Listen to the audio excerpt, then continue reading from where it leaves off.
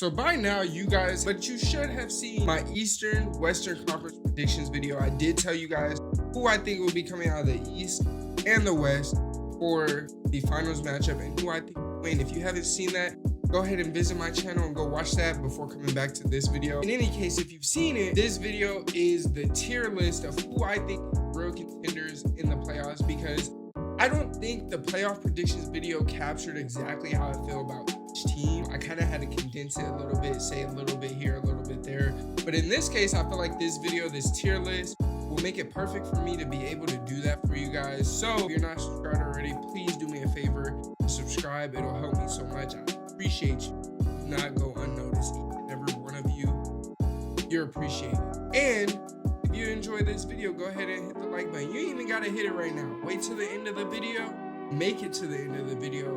You can decide if you like or dislike. But without further ado, let's get into this tier list. Okay, so off the bat, honestly, because some of these are pretty easy, we're gonna put the Bucks at real contenders because we already know the Bucks are legit. So are the Suns. We're gonna put them there. You gotta have the two #1 seeds, the two best records in the league at the real contender spot. So we'll start there, but we're gonna go back down to the bottom. Now, the just happy to be here. I'm gonna actually put the New Orleans Pelicans there because for a little bit, I thought the Lakers would sneak into that play-in, the 9 or 10. They did not do that. They lost to the Pelicans twice in the last couple games that they played them, losing their seed. And, you know, the Pelicans overtook them to make the play-in tournament. I couldn't even be more happy for them. Same with the Spurs. They did the same thing to the Lakers. They did the job that they needed to do, got to that 9-10 spot, and I couldn't be more proud of both teams because they fought to make it there. Normally, I would think those are the only two teams that would be there. I'll put the Hornets there only because I think they can make it to the 7th or 8th seed in the East. However, if they do, they're a first round out. So again, they're just happy to be there. Remember this little C tier that I told you guys about? That's the teams where they're 3-4 years away, but they're very close. Just the next couple years will make or break them. Honestly, that's all I got in the just happy to be here. I feel like the rest of these teams can actually shock somebody. Surprisingly, I do think the Timberwolves can do something.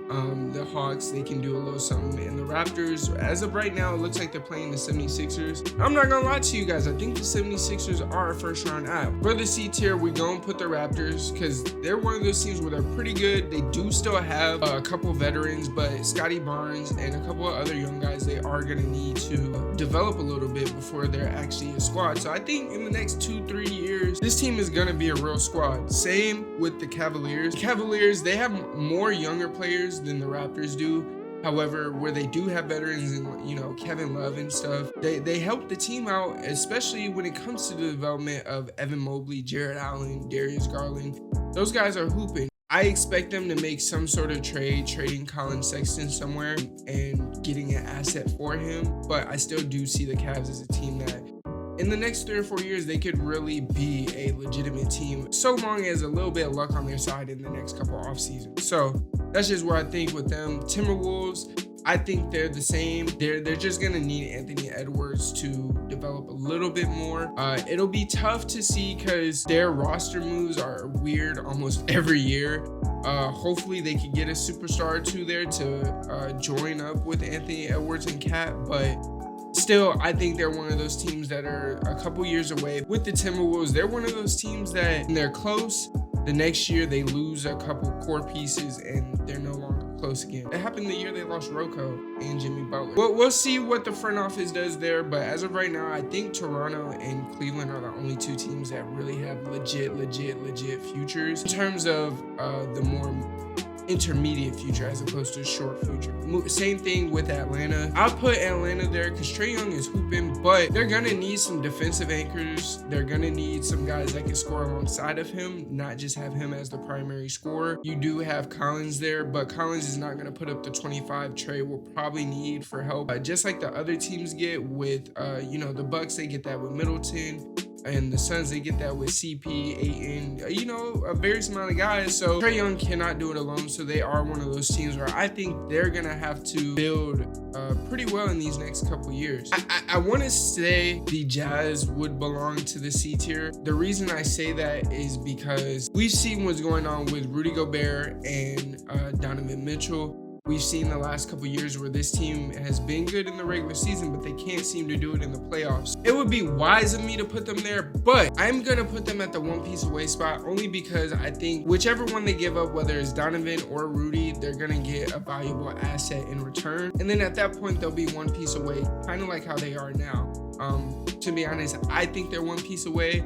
It's just about that team chemistry with Donovan Mitchell and Rudy Gobert. Moving on, Miami, I think they're one of those with luck kind of teams. They're got some dogs. We already know what Jimmy Butler is. They've been hooping all year. I think they're the 1 seed right now over the Bucks, matter of fact. So if I'm gonna stay true to what I said in the beginning of the video, they do have to be in the real contender spot because I said the number 1 seeds and the Bucks are not in the 1 seed. My bad, my mistake. We're gonna go with the Clippers. I think they're one piece away. If they can find another superstar to pair with Kawhi and PG that is durable, I think they will be fine. The issue they have is Kawhi gets hurt, PG gets hurt. Then the team is a low tier 7-8 seed kind of playoff team as opposed to being in the upper percentile in the Western Conference because both Kawhi and PG are hurt. With PG coming back fresh off of the elbow injury, I think they might make a little bit of noise, but at the end of the day, they're going to need to add someone to that team that is durable, that can will them to where they need to be. Reggie Jackson is a great player, do not get me wrong. He is not a superstar guy. And the Memphis Grizzlies,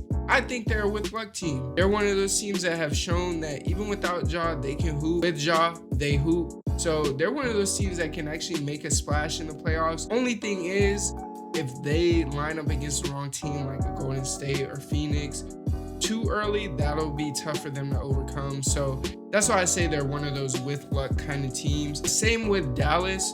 Again, I want to see Dallas play against Denver, then I want to see them against either the Clippers or the Jazz. Honestly, I think Dallas can make the Western Conference Finals, and if they get the Suns or they get a team that like the Warriors, I think they could actually pull it off if they play well enough. We've seen them go on a stretch where they could win a lot of games. I think they could do it in a 7-game series, to be honest. It's all about how well they play on defense and how well Luka is shooting the ball as well as facilitating. Now with the Warriors, personally, I think they're real contenders. I know a lot of people do not think they are since Steph's injury.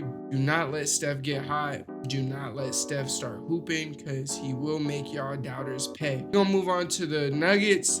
I think the Nuggets, they would normally be a with luck team, but the only reason they are not is because Jamal Murray and MPJ are hurt. I don't really have a place for them to be. I'll just put one piece away, mainly because they need a guy to help Jokic, consistent guy, mainly because Jamal Murray and Michael Porter Jr. are hurt. That's not his fault. That's not their fault. You can't really do nothing about it. It's been a magical season for Jokic. I love it. Love seeing the Nuggets hoop. It's good for basketball, bro. I just want to see them be more successful and when Jamal Murray and MPJ come back. Moving on to the Bulls, I think they are a with luck team.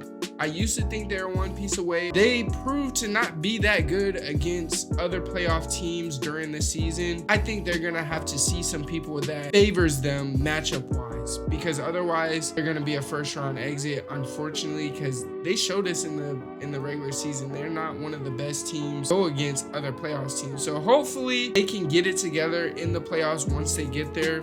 I want to see it because, hey, I don't know if y'all remember what Bulls basketball was like when Derrick Rose and them were hooping in the playoffs. Their fan base is amazing and their games in the playoffs are electric. So I hope they get it together. I want to see them do well. You know, probably their ceiling is probably second round, but it would be cool to see them in the Eastern Conference Championship. Now, with the Celtics, they're a with luck team as well. Arguably the hottest team coming into the playoffs. If they get the right matchup, they can honestly come out the East.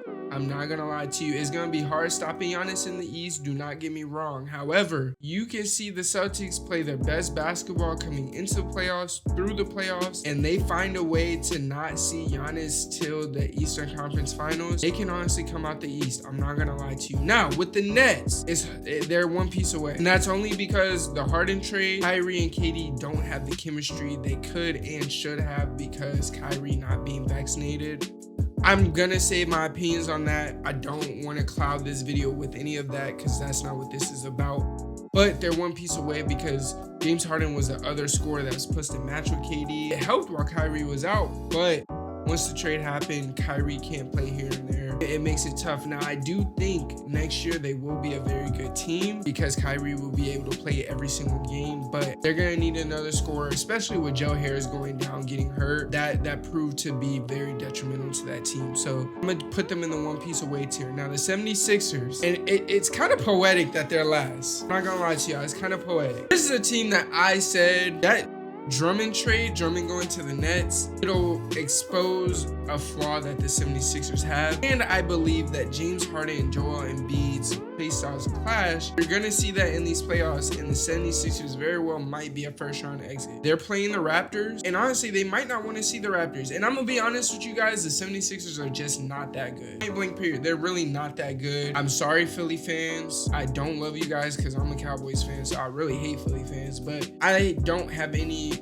against the 76ers. I just don't think that team is that good. I'm gonna put them at the C tier only because it's gonna be tough pairing someone with Joel, and they're gonna need to do it very soon because as of right now, they're wasting Joel's career. Yeah, that's really all I got for you guys. I think this was actually a great tier list. I'm not gonna lie to you. Tell me what you guys think in the comments below. As always, I love the feedback. Y'all have done awesome in terms of the comment section telling me what you guys think about my basketball takes and opinions, and I appreciate it. If you like this video, like always, hit the thumbs up for me. You know, it's one quick gesture. It takes about 2 seconds. I appreciate you guys. It helps me get on other people's feeds on the recommended, and more people can join in the comments with you guys talking about my hoop take. Until next time, I appreciate you guys as always. I love you guys. It is your boy Steph, and I'm out.